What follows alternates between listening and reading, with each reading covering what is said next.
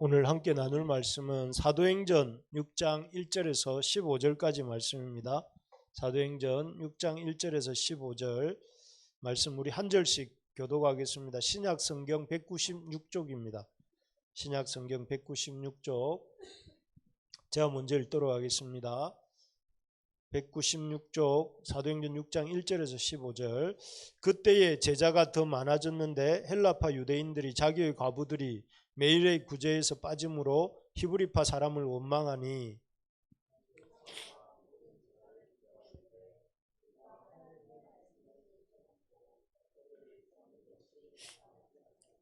형제들아 너희 가운데서 성령과 지혜가 충만하여 칭찬받는 사람 7을 택하라. 우리가 이 일을 그들에게 맡기고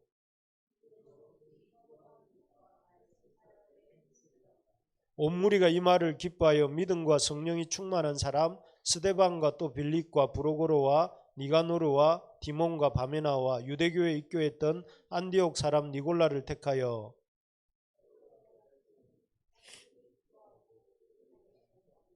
하나님의 말씀이 점점 왕성하여 예루살렘에 있는 제자의 수가 더 심히 많아지고 허다한 제사장의 무리도 이 도에 복종하니라.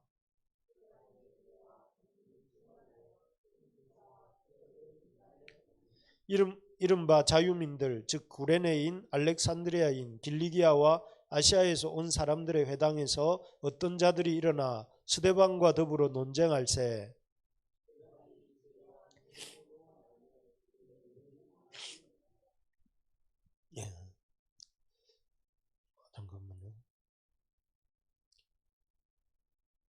사람들이 매수하여 말하게 하되 이 사람이 모세와 하나님을 모독하는 말을 하는 것을 우리가 들었노라 하게 하고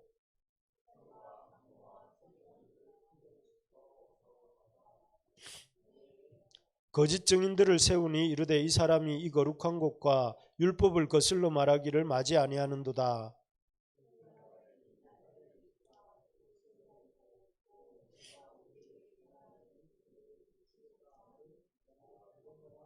같이 읽겠습니다.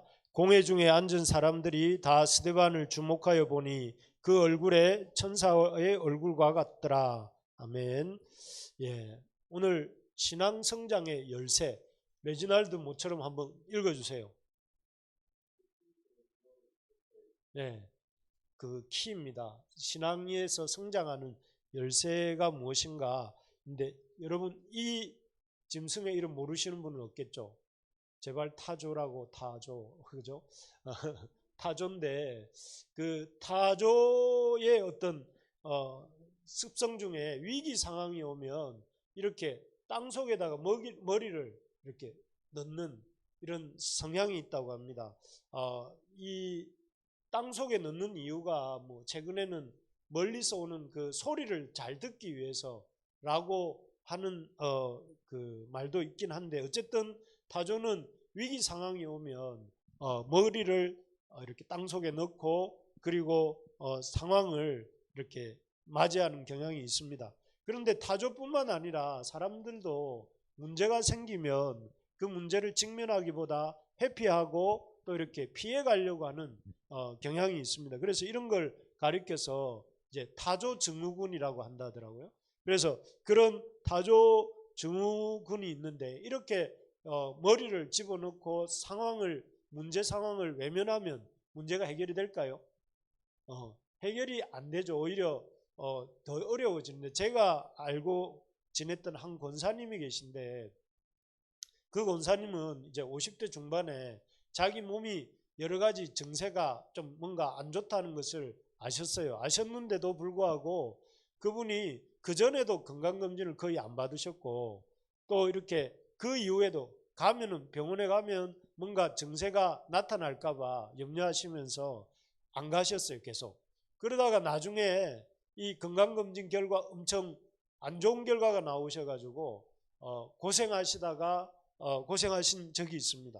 참 그것을 옆에서 지켜보면서 참 안타까웠는데 한번 가셔야 되는데 가시라고 말씀드려도 그렇게 말씀을 잘 안 듣다가 참 애를 많이 먹으셨는데 그래서 사람들도 이렇게 문제가 생기면 문제를 딱 직면해서 이 문제를 어떻게 풀어야 되나 이렇게 생각하는 것이 아니라 그 문제를 이렇게 좀 외면하고 회피하려고 하는 경향이 있습니다.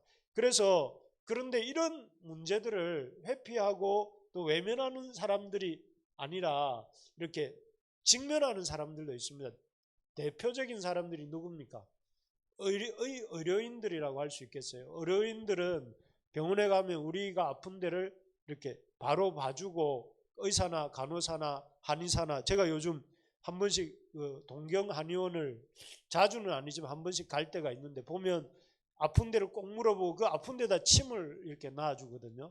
그러면서 그 아픈 데를 이렇게 직접 만져서 낫게 해주는 것을 보는데 그래서 이렇게 어떤 직면에서 문제를 푸는 사람들도 있습니다. 오늘 본문에 나오는 이 사도들도 마찬가지입니다. 이 오늘 본문의 사도들도 이 본문에 나오는 문제들을 회피하지 않고 그 문제를 직면해서 푸는데 이 사도들이 오늘 본문에 나오는 직면했던 문제가 뭘까요? 식량 배급의 문제였습니다. 여기 보면 우리 1절을 같이 한번 읽어볼까요? 시작. 그때에 제자가 더 많아졌는데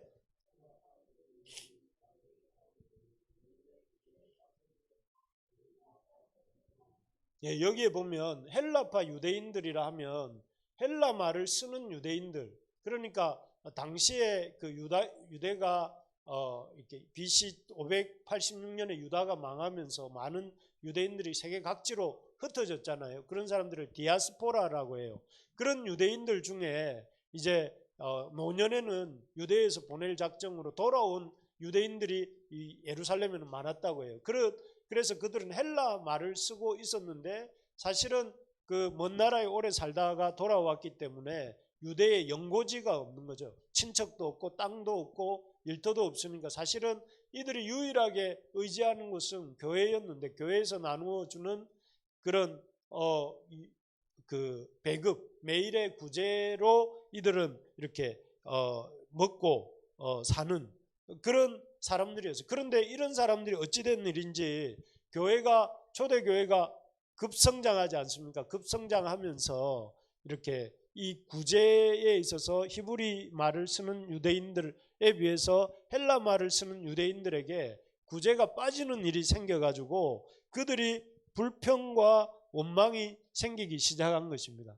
불평과 원망이 생기면서 이 교회에 어려움이 생겼습니다. 이 문제는 사실은 가만히 두면 헬라파 예루살렘 교회 또 유대파 예루살렘 교회가 생길 수도 있는 그런 위기 상황이 되었겠죠. 그리고 또 교회가 나누어질 뿐만 아니라 그 교회가 나누어지면 어떻게 되겠습니까? 그동안 예루살렘 사람들이 참 교회는 이렇게 서로의 필요를 채우고 서로의 자기 것을 내어놓고 서로 돕고 하는 그런 칭송을 받던 교회였는데 이렇게 교회가 구제 문제로 분열이 일어나고 다툼이 일어나면 결국 이 교회에 대한 사람들의 인식도 나빠져서 그 결과로 교회도 힘들어지는 이런 상황에 갈 수 있는 그런 어려움이 생긴 것입니다. 그런 상황 속에서 이 사도들이 이 문제를 어떻게 대처하느냐에 따라서 이 교회가 양분되거나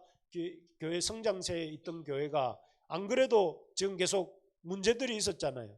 어떤 문제가 있었습니까? 5장에 보면 아나니아와 삽비라 사건이 있었고 그래가지고 교회에 거짓말이 들어와가지고 교회 순결성이 참 무너질 뻔한 적도 있었고 그 다음에 또 핍박이 있어가지고 사도들이 감옥에 gat히기도 하고 그런 사건들이 계속 이어져 왔는데 이 사건조차도 이렇게 이 사건을 해결하지 못하고 이 사건에 이렇게 사건을 이렇게 계속 방치하게 되면 교회는 회복할 수 없는 지경에 갈 수 있는 그런 위기 상황이었습니다. 이런 상황 속에서 결론적으로 말하면 어떻습니까? 결론적으로 이 문제가 잘 해결이 됩니다. 그래서 오늘 7절에 보면 교회가 오히려 이렇게 흥왕했다고 말씀이 점점 왕성하여 예루살렘에 있는 제자의 수가 더 심히 많아지고 허다한 제사장의 무리가 이 도에 복종했다.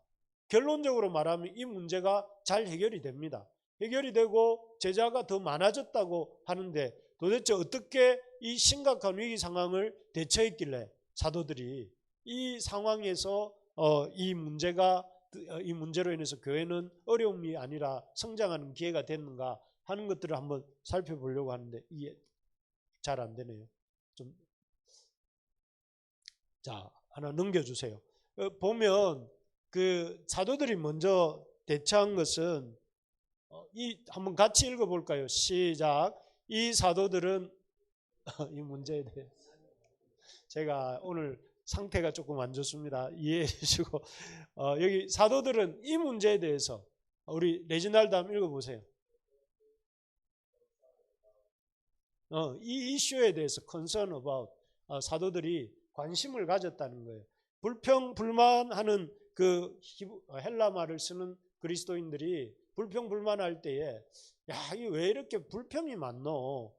이렇게 감사할 줄 모르노? 하면서 그 사람들을 탓하는 것이 아니라 그 사람들이 왜 이런 불평을 하는가, 이런 말을 하는가 하고 관심을 가졌다는 것이죠. 그리고 어떻게 하느냐 하면은 그 자기 자신들이 이렇게 사도로서 이 교회를 잘못 섬기고 있는 것은 없는가 하면서 이렇게 생각해 본 결과 어떤 결론을 이루냐면 자신들이 그 하나님의 말씀을 제쳐놓고 접대를 일삼았다. 여기 접대라는 것은 구제라는 말입니다.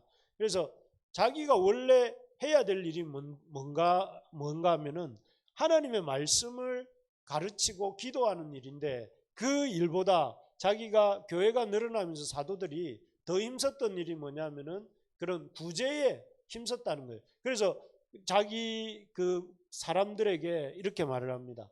우리는 오로지 기도하는 일과 말씀 사역에 힘쓰겠다고 하면서 자기들의 원래의 부르심으로 돌아갈 것이니까 이 형제들이 성령과 지혜가 충만하고 칭찬받는 사람 7을 택해서 그들에게 구제 사역을 맡겨달라 하고 교회에 예루살렘 교회에 부탁을 합니다. 이렇게 함으로써 자기들의 원래의 부르심이 뭔가 그 부르심으로 돌아가는 이런 모습입니다. 물론 이 말은 중요한 일이 그런 어떤 구제보다는 말씀 전하고 기도하는 일이 더 중요하기 때문에 그 일을 하겠다 이런 의미라기보다 우리 몸에도 여러 기능을 있잖아요. 눈이 있고 코가 있듯이 그 눈은 눈의 기능을 하고 코는 코의 기능을 하듯이 사도들은 그런 기능을 하는 것이죠. 성령과 지혜, 그 말씀을 가르치고 전도하는 일을 하는 것이 자기의 일이고 그 구제하는 일은 자기의 부르심이 아니기 때문에 자기의 부르심에 충실하겠다. 이렇게 집중할 일에 집중하겠다고 말을 합니다.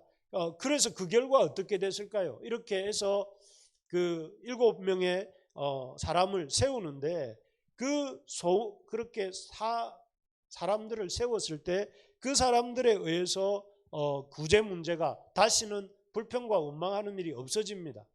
그러니까 이 헬라파 유대인들이 이제 원망하고 불평했던 이유가 뭡니까? 구제가 우리에게 제대로 이루어지고 있지 않다는 것이 불평과 원망이었는데 그 불평과 원망이 사라지고 교회가 아까 본 것처럼 오히려 그 말씀이 왕성하고 제자의 수가 더 많아지고 이렇게 교회가 안정되어가는 일들을 보게 됩니다. 만약에 이 사도들이 그런 히브리파 헬라파 유대인들의 불평하고 원망하는 일을 듣고도 그냥 이거 원래 저런 사람은 항상 있어.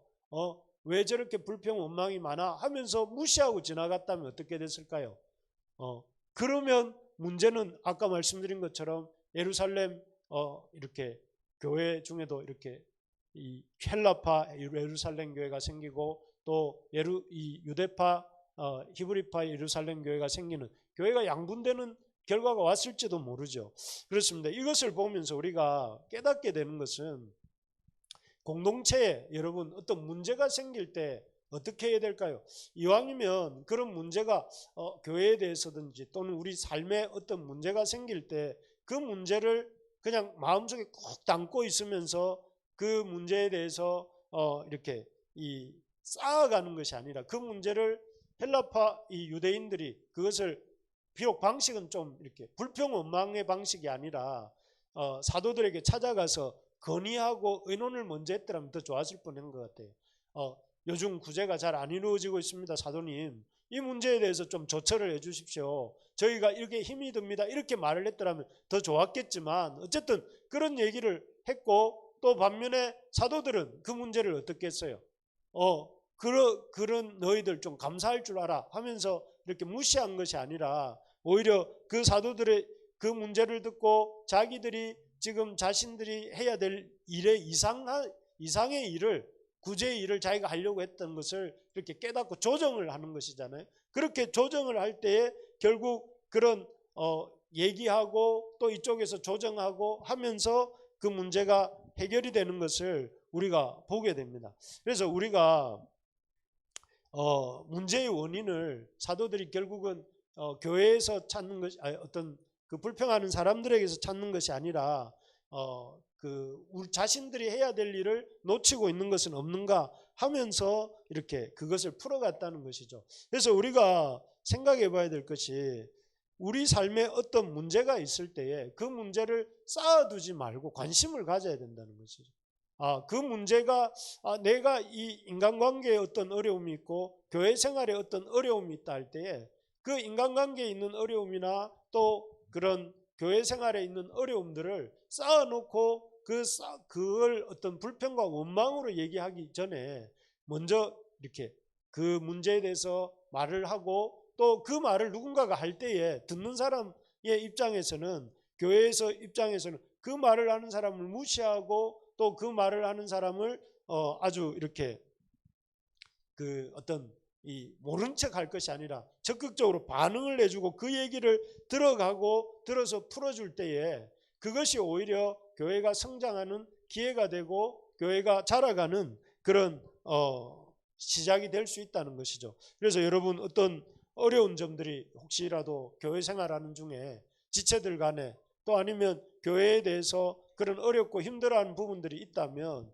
그걸 쌓아둘 것이 아니라 그것을 얘기하고, 또 그 얘기를 들을 때에 이 사람의 고민에 대해서 왜 그렇게 고민하느냐는 식으로 말할 것이 아니라 그 문제에 내가 도울 부분이 무엇이 있는지를 생각하면서 그 일에 대해서 같이 고민하고 답을 찾아주는 이런 과정이 필요하다는 것입니다. 그래서 그런 과정들을 이렇게 보면서 우리가 이 사도들이 결과적으로 이 문제를 잘 풀었기 때문에, 그렇게 풀었기 때문에 이 교회의 어려움들을 잘 헤쳐나갈 수가 있었는데, 이렇게 사도들이 문제를 풀어나가는 과정에서 우리가 지켜볼 점이 있습니다. 그게 뭐냐면은, 첫째는 사도들이 어떻게 푸는가 하면은 이렇게 풉니다. 우리 한번 읽어봅시다. 레지날드 이거 한번 읽어주세요. 하나님 앞에서 자신들의 우선순위를 분명하게 만들었습니다. Make clear. 자신들의 그 하나님 앞에서 자신들의 우선순위를 분명하게 한다는 것이죠. 그래서 여기 보면 하나님은 우리 삶에 각 사람에게 정해진 그 삶의 우선순위가 있어요. 예를 들어서 사도들은 뭐였습니까? 그 우선순위가, 사도들의 부르심은 말씀을 가르치고 말씀을 연구하고 기도하는 일이 사도들의 우선적 부르심이었어요. 그리고 뒤에 보면 7사람을 세우는데 그 7사람의 일꾼들에게 어떤 삶의 우선적 부르심은 뭐였냐면은 이렇게 구제를 하고 교회를 잘 다스리는 그런 은사가 그 사람들에게는 있었던 것을 볼 수가 있습니다. 그래서 사도들이 이렇게 말을 합니다. 사도들은 처음에 그 제자들을 불러놓고 자기들이 그동안 이렇게 그 말씀을 연구하고 전하는 일을 제쳐놓고 구제에 너무 집중했던 것을 이렇게 그 말을 하잖아요. 아까 2절에서 보면. 그러면서 자기들은 7사람을 세우고 자기들은 기도와 말씀 전하는 일에 전념하겠다고 하는데, 여기에서 보면 사도들은 자신이 이게 정해주신 삶의 우선순위를 이렇게 한번 생각해 보고, 그 우선순위 앞에서 지금 자기가 더 힘을 쏟아야 될 일이 구제인지 말씀 전하는 일인지를 잘 분별하고, 그리고 자기들은 구제는 자기들보다 더 잘할 수 있는 사람에게 맡기고 자기들은 말씀 전하는 일에 집중하겠다고 조정을 하죠. 그래서 그 결과로 어떻게 이 문제가 없이 문제가 잘 해결되는 것이죠. 만약에 사도들이 이런 하나님 앞에서의 부르심의 우선순위를 조정하지 않고 바르게 하지 않고 계속해서 두 가지를 말씀과 구제를 같이 가져가려고 했다면 어떻게 됐을까요? 아마 이 문제는 해결되지 않고 더 힘들어졌을지도 모릅니다. 그래서 우리가 배워야 될 것이 뭐냐면 우리가 문제를 만날 때 하나님이 우리에게 주신 삶의 우선순위를 바르게 하는 것이 필요합니다. 그래서 사실 세상 사람들에게는 이 우선순위라는 게 잘 없어요. 그런데 하나님을 믿는 하나님의 자녀들에게는 하나님이 주신 삶의 우선순위가 있어요. 우선순위가. 그 우선순위를 어려운 문제를 만날 때 그 삶의 우선순위 앞에서 내 삶의 문제를 이렇게 순서를 매기는 것이 그 삶의 문제를 풀어가는 중요한 방법이다 하는 것입니다. 여러분, 그래서 우리가 이렇게 어떤 문제를 인간관계의 문제든지 물질의 문제든지 또 시간의 문제든지 그런 문제를 만날 때 여러분 무엇부터 찾아야 되냐면 하나님 앞에서 내 삶의 우선순위가 뭔가 이거를 떠올려야 된다.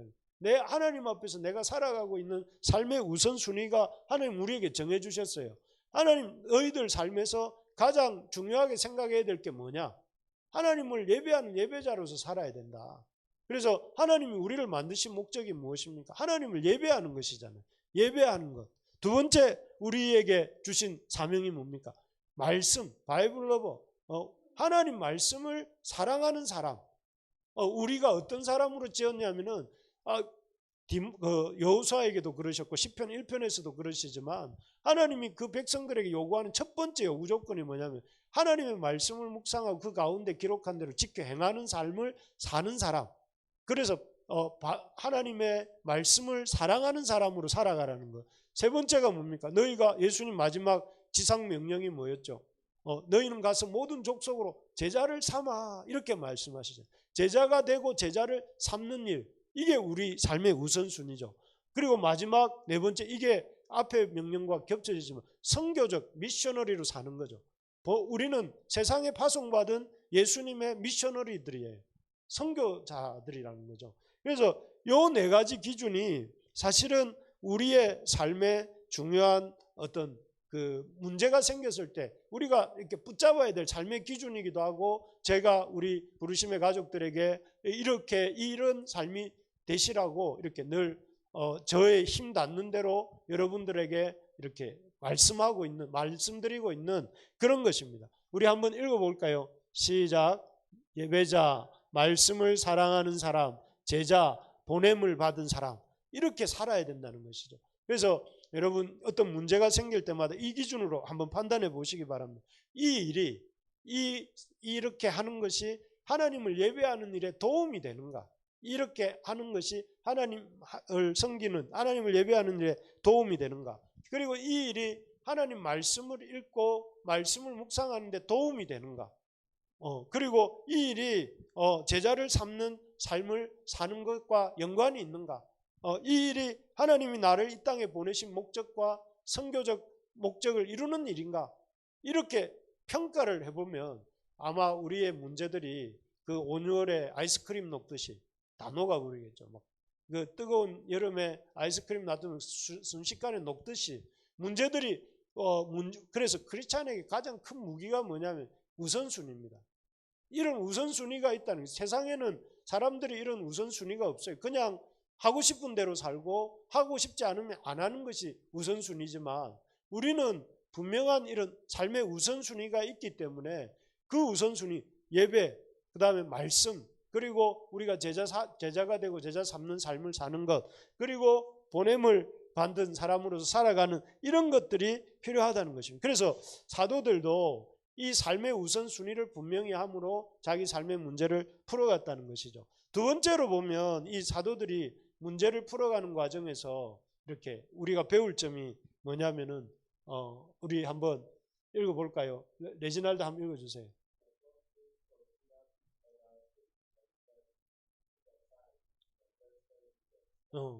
vested interest first.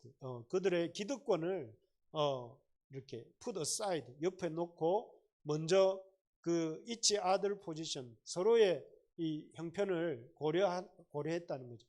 좀 어려울 역지사지, 서로의 입장을 바꾸어 놓고 생각하는 거예요. 그래서 왜 이런 말을 하냐면은 사도들이 세웠던 그 7명의 사람들입니다. 교회가 세웠던, 여기 보면 스데반, 빌립, 브로고로, 니가노르, 디몬, 바메나, 또 안디옥 사람 니골라, 이 7명의 공통점이 뭔지 아시겠습니까, 여러분? 뭐 사람이겠죠. 사람인데 중요한 것은 이 사람이 어떤 사람이냐는 것이죠.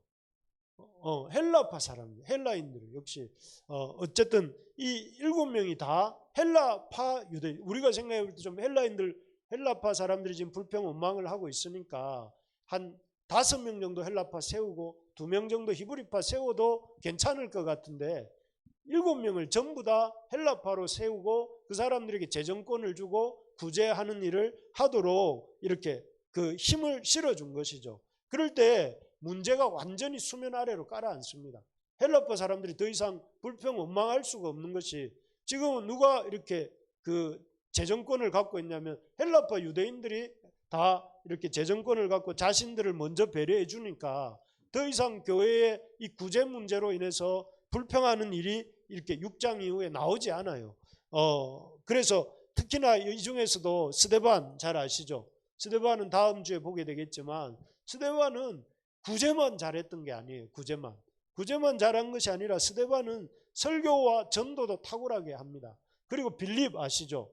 빌립은 어떻습니까? 핍박이 일어날 때 8장에 보면 이 사마리아에 처음으로 복음을 전했던 사람이 사도 베드로가 아니고 스데반과 함께 세워졌던 빌립이에요. 빌립이 가서 사마리아 사람에게 복음을 전하는 역사가 일어나거든요. 그래서 이런 것들을 보면 아주 그런 개인적인 어떻게 보면 이들은 교회 구제를 담당할 7명의 헬라파 유대인들을 세웠지만 그 헬라파 유대인들은 구제 문제는 당연히 해결이 되었고 더 나아가서 이렇게 전도와 설교에도 엄청난 이 선한 영향력과 또 열매를 남기는 이런 것들을 보게 됩니다. 그래서 참 여기서 우리가 생각해 볼 게 뭐냐면 바로 이런 겁니다. 역지사지하는 것. 사도들이 자신들이 히브리파니까 히브리파로서 자신들의 몫을 이렇게 예비하면서 상대방의 몫을 챙긴 것이 아니라 아예 입장을 바꿔놓고 정권을 헬라파 사람들에게 주니까 이런 헬라파 사람들도 안정이 되고 헬라파 사람들 중에서 또 이렇게 탁월한 인물들이 나오게 되는 것들을 보게 되는데, 이게 참 우리의 개인의 신앙생활의 문제나 교회 생활의 어려움들을 풀어갈 때 중요한 이 지혜가 무엇이냐면은 역지사지하는 거예요.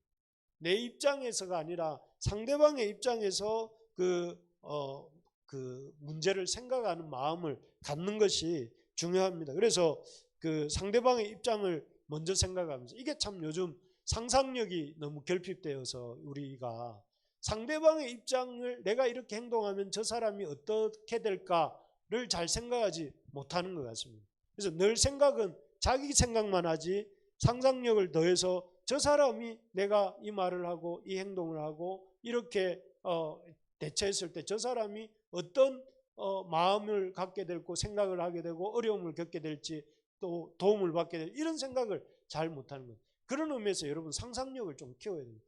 그래서 여러분 한번 따라해보세요. 신앙은 상상력이다. 성경적 상상력을 가지셔야 됩니다. 신앙 안에서 내가 어떻게 행동할 때 어떤 일이 일어날 것인가를 잘 못 생각해서 아담이 어떻게 했습니까?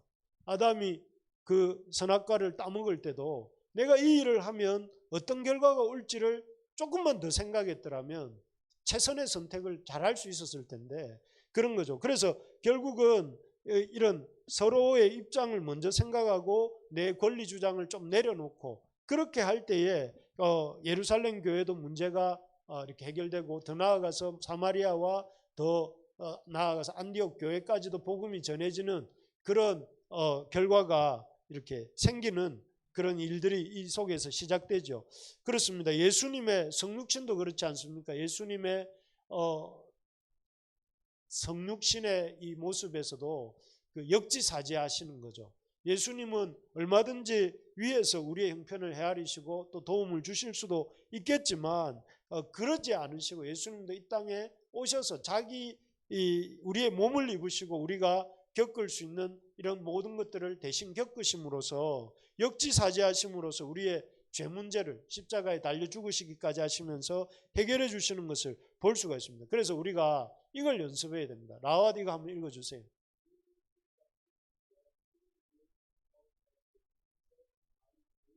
네, 이 말입니다. 역지사지하면서 기득권을 내려놓는 연습을 해야 된다. 여러분 이게 참 어려운 것 같습니다.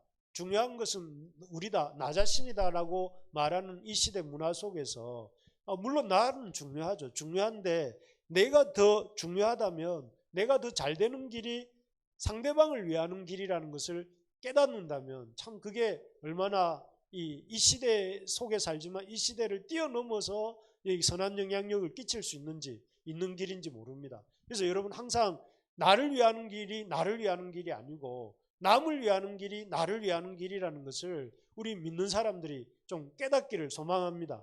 그래서 나를 위할 뿐만 아니라 먼저 남을 위하는, 남을 먼저 이렇게 배려할 줄 알고, 그게 이렇게 아담이 하와를 보고 너는 나다, 너는 내 뼈 중에 뼈요 살 중에 살이다 이렇게 말을 할 때 하나님은 그 말을 기뻐하시잖아요. 자기를 위하는 것이 아니라 하나님이 지어주신 나의 동력자를 더 나보다 더 귀하게 여기고 대접하는 그 태도를 인해서 하나님이 심히 기뻐하시고, 그것을 통해서 하나님 이 땅에 그런 공동체, 서로가 남을 나보다 더 사랑하고 아낄 수 있는 그런 공동체가 하나님 생기기를 원하는데, 그래서 여러분 그렇게 하려면 어떻게 해야 될까? 제일 처음이 다른 사람들의 말을 잘 들어줘야 됩니다. 우리 지체들의 말을 들어주고, 또 그리고 그 지체들의 말에 사도들이 그랬던 것처럼 반응해 주는 것이 그 다음 할 일이라는 것이죠. 그래서 여러분 서로 불평이 있으면, 또 어려움이 있으면 침묵하고 이렇게 꼭 계시지 말고, 그것을 또 불평 불만으로 바로 쏟아내지 말고, 그것을 가지고 문제가 되는 사람에게 다가가서 그것을 얘기를 하고, 또 그렇게 누군가가 내게 얘기를 할 때 또 그 얘기에 대해서 귀 기울여 주면서 그 문제에 대해서 내가 도울 일은 무엇이 있는가 이렇게 좀 생각하는 연습을 하셔야 됩니다. 그리고 그렇게 해서 이렇게 문제가 파악이 되면 우리가 도와줄 수 있는 일이 내 개인적인 일이면 개인적으로, 교회가 해야 될 일이면 저에게 얘기를 해주시면 이렇게 하십시다 이렇게 얘기를 하면 교회 차원에서 우리가 그 사람을 배려하고 아니면 그 일을 배려할 때에 그 문제가 이렇게 너무 이렇게 문제가 되지 않고 오히려 그 문제로 인해서 교회가 또 우리의 신앙이 자라가는 기회가 된다는 것입니다. 그래서 여러분 우리가 문제가 생길 때 어떻게 해야 됩니까? 직면해야 됩니다. 타조처럼 머리를 땅 속에 집어넣고 이 문제를 회피하지 말고 그 문제에 대해서 이렇게 말을 하고, 문제를 갖고 있는 사람은 얘기를 하고, 또 그 문제를 듣는 사람은 진지하게 반응하고, 이렇게 직면을 해야 됩니다. 서로. 그래서 아픈 것을 숨기지 말고 병원에 가듯이 우리가 그 아픈 것을 가지고 서로 얘기할 수 있는 교회가 되기를 바랍니다. 그래서 여러분 힘든 거 있으면 또 이렇게 서로 힘든 거 있으면 불평불만으로 서로 얘기하지 말고 있는 대로 좀 소통하는, 원래 교회가 커뮤니언이잖아요. 커뮤니언이란 말이 커뮤니티라는 말이잖아요. 서로 좀 소통하는 게 필요한 것 같습니다. 두 번째는 하나님 앞에서 우선순위를 분명히 해야 됩니다. 내가 이 일에 대해서 내가 우선순위가 잘못된 것은 없는가?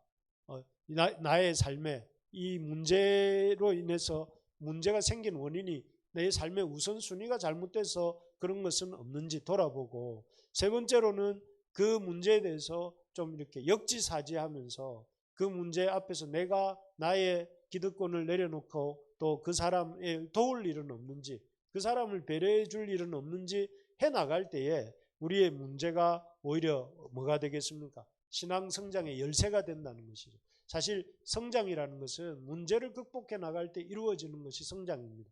그래서 여러분 우리가 참 이 4월에 또 여러 가지 살아가면서 문제들 많이 있으시죠? 인간적으로도 많고 또 가정적으로도 있고 또 교회적으로도 있고 이런 문제들이 있는데, 그런 문제들 앞에서 여러분 왜 이렇게 문제가 끊이지 않는가 이렇게 말할 것이 아니라 그 문제를 통해서 우리가 하나님 앞에서 이것을 풀어갈 줄 아는, 그래서 풀어가면서 신앙의 성장을 이루는 우리 부르심의 가족들 다 되시기를 주님의 이름으로 축복합니다. 예, 말씀 생각하면서 우리 찬양하도록 하겠습니다. 제가 오늘 말씀 주제와 부합하는 찬양이 뭐가